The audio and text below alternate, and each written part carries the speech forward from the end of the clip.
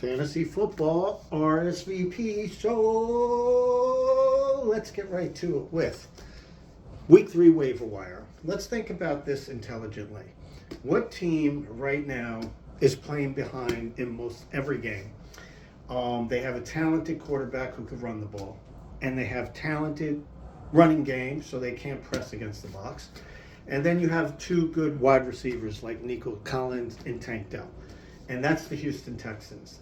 C.J. Stroud, coming out of the draft, was literally said to be the most quarterback-ready quarterback coming out of the draft, and he's showing it. The guy's throwing for 47 times first week, 44 times the second week, or vice versa. I have to look up the exact numbers. If this guy's going to throw 50 times in a game, and he's going to run the ball, and he has a good running game. Defense is, but they're playing from behind in almost every game. It's like an automatic 20, 25 points every single week. And I think it's a fantastic, and they're showing they still have guys on the injury list, but they have two talented receivers who are putting up close to 100 yards every single week. And I think, C.J. Stroud is almost definite for 20, 25 points almost every week, or very close to 20 points every week consistently, because he's playing from behind and he's developing good chemistry, and that's only going to get better as the year goes on. So I really like the quarterback pick with C.J. Stroud. I love the receivers. I'd probably go Nico Collins first because he lines up differently in different situations, and then Tank Dell, rookie, is also a very, very good play. And I think all three at wide receiver, you're going to get volume there. You're going to get double-digit points from those two receivers all year long, almost guaranteed. And it isn't just, you could pick up both of them, and you probably put up 15 on both, which they have basically been doing each week. And, it's just volume. C.J. Stroud is throwing the ball 45 to 50 times every single week. And that's just like as easy a dunk shot as they come for 20 points and 15 from each receiver. So you throw in a couple of touchdowns, you're talking 20, 29 like they did last week. They both put up 20. And again, they're building chemistry. And you have to think long term. C.J. Stroud is getting more confident. They're showing that they're becoming an air attack team, and their running game is pretty decent as well. So I just think it's going to get better and better, and you might want to pick that up before it gets too late. As far as tight ends, let's think about this intelligently. At tight end, there aren't that many great tight ends. There's a few, and then there's some few that could be up 1 week, down 1 week, but I think it is more intelligent to look for a steady guy that could give you 10 to 12 points every week. This way you're not putting up a 3. And nothing screams louder than that, than a team that loves to use their tight end and their two tight end sets. And, although I'm not a huge fan of his because of, his injuries in the past, he is actually healthy, and that's Hunter Henry. He's going to get you 5-6 receptions, and he's going to get you 50 yards every week. If you throw in a touchdown, like he did the last 2 weeks, he's also a very good red zone target. He's going to give you 17, 16, 18 points. But he's definitely going to get you, and you don't even have to worry about, put Hunter Henry in. That's 10, 12 points automatic. And for most teams, unless you have a guy named Kelsey on your team, or one of Andrews, or one of the big tight ends, you're really looking for tight ends consistently, and you're looking to get your points, elsewhere. You don't want to put up a 3 or 2, and Hunter Henry's never going to do that. If he does 1 week, he does 1 week. But this is a team that notoriously, we all know Bill Belichick, loves to use the tight end and incorporate the tight end, and that's not going to change. This guy's going to get 5 to 7 targets every single week, and he's going to get you 50 yards. He may not get you 100 yards, but again, you're trying to manage expectations, and you're basically not trying not to put up a 2 or a 3. I mean, there's other guys like Musgrave that might be better as the year goes on, and some rookies, but we're not quite sure with some of these rookies how they're going to play. But we know very sure, and we're extremely sure of how Bill Belichick plays. And he likes to incorporate that tight end. And as long as this guy is not, I'm not saying he has to be a tight end 1, but he definitely should be a tight end 2. And if he remains healthy, he's a pretty solid play. I mean, you could also go Zach Ertz if you want. And Joshua Dobbs also is not a bad quarterback to look at, because Kyler Murray may not play this year. Some people are saying he will, some people are saying he won't. If I'm the Cardinals, I don't play him this year. Cardinals aren't going anywhere. Why do you play a potential franchise quarterback if your team is not going anywhere? You know, just let him sit out and rehabilitate. I mean, the team is going to probably be 1-6 and 1-7 and 2-8. Why even put Kyler Murray in there? You know, just rest him to the next year. See how Joshua Dobbs plays. You might be able to get something for Joshua Dobbs. He's actually played really well last week. I know it's against the Giants. But I've seen this Joshua Dobbs before.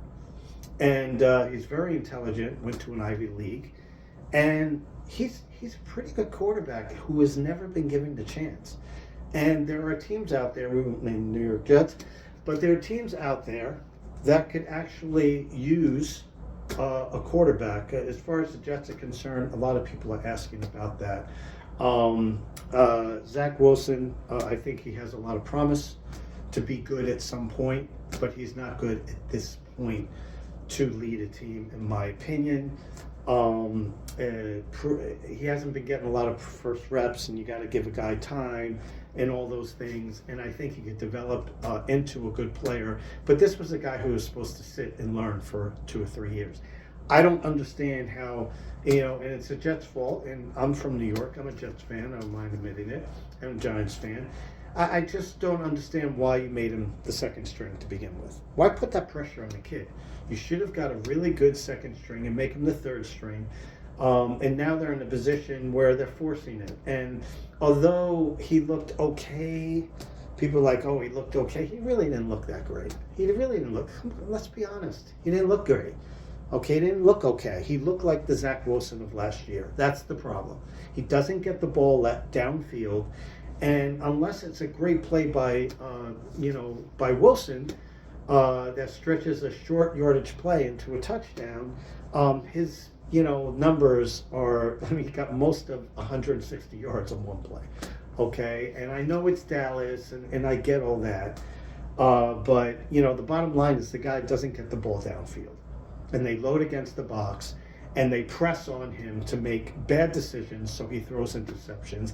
And although he was forcing it and all that, and people like, oh, he was playing well before he got there, it's the same thing as last year.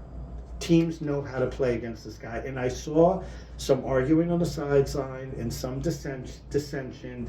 And I don't think the team is ready for Zach Wilson to be quarterback. And he starts making mistakes like he did last week, just throw the ball away. He entirely holds the ball way too long, still way too long. You're going to see a team start to implode. And, Saylor better be careful. And I like Saylor, but you better be careful. Your head coaching job. You keep believing in this guy. And I have nothing against Zach Wilson. Maybe I meet the guy one day, shake his hand. He's not ready. Okay? In my opinion, he's not ready. Eyes don't lie. And I think it's a lot of pressure to put a guy in a position that needs 2 or 3 years of development. Okay, it's unfair to him. He's just trying to do good. And like I said, I'm not against Zach Wilson. He just doesn't have it yet. Okay, and don't put pressure on the kid. All right, sign a veteran, Kirk Cousins. I brought up Cam Newton, and someone it was like, oh, Cam Newton. Cam Newton's 34 years old. Cam Newton can still run the ball.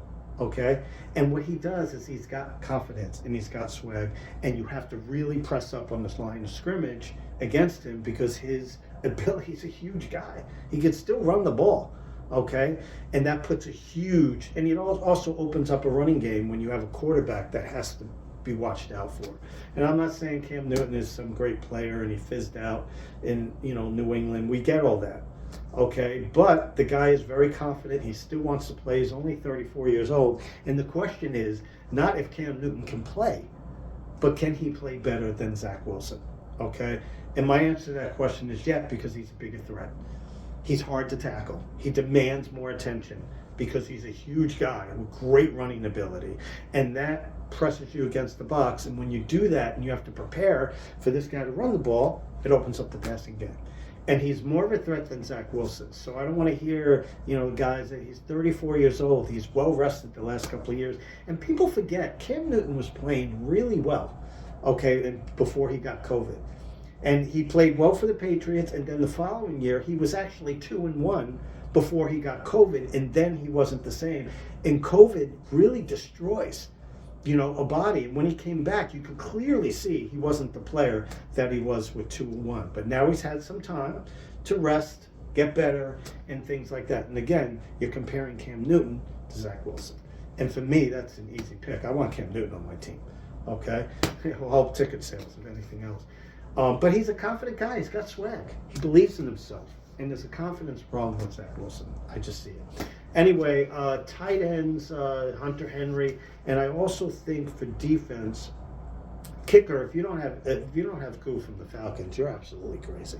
All this guy does is put up double-digit points for Atlanta all the time. I would definitely have him. But a good sneaky play for defense, okay, is actually, let's go back to running back.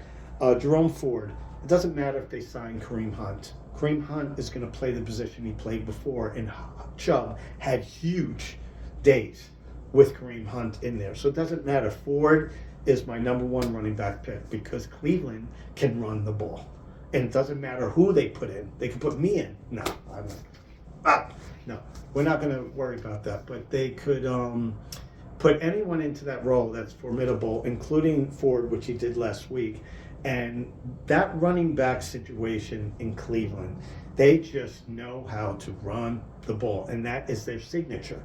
That is how they like to play football. So it doesn't matter if they sign Kareem Hunt. This guy's going to get 15 to 20 touches. He's probably going to get anywhere from 3 to 5 receiving yards. And he had receiving yards last week. And the guy broke one right off the bat. So I think that it's not going to be as good as Chubb, but you're looking at a guy that can put 15, 20 points every week. They're going to run the ball. They have to for Deshaun Watson. They can't make him just into a passing quarterback. They're not going to do that. They're going to play defense. They're going to run the ball because that's how they play, and they play game management football, short passes that eventually open up an occasional long pass, but they're a ball control team. Sign Jerome Ford, okay? And as far as defenses are concerned, you got Chris Ford back, Smith back. When you have Chris Jones back. When you have Jones in that lineup, they're a different ball club. Against the Jaguars, they put up 11 points. And guess who they have next? 2 weeks. They got Chicago and they have the Jets. Okay? And those are two teams where this is a sneaky play, where the Chiefs could probably put up double-digit points 2 weeks in a row. And it's a great play. They're definitely available on your waiver wire, okay? And Chicago is struggling right now. And when teams struggle, okay, like that, that's when you attack defensively. And that's what the Chiefs are going to do. And they're going to do it against Jets. Because when you pressure Zach Wilson, he implodes. No offense, but he does. I think for the next 2 weeks, the Chiefs are absolutely a fantastic play. So that's it for this week. I'm Dean Curry live or taped or podcast. So until week 4, have yourself a wonderful day.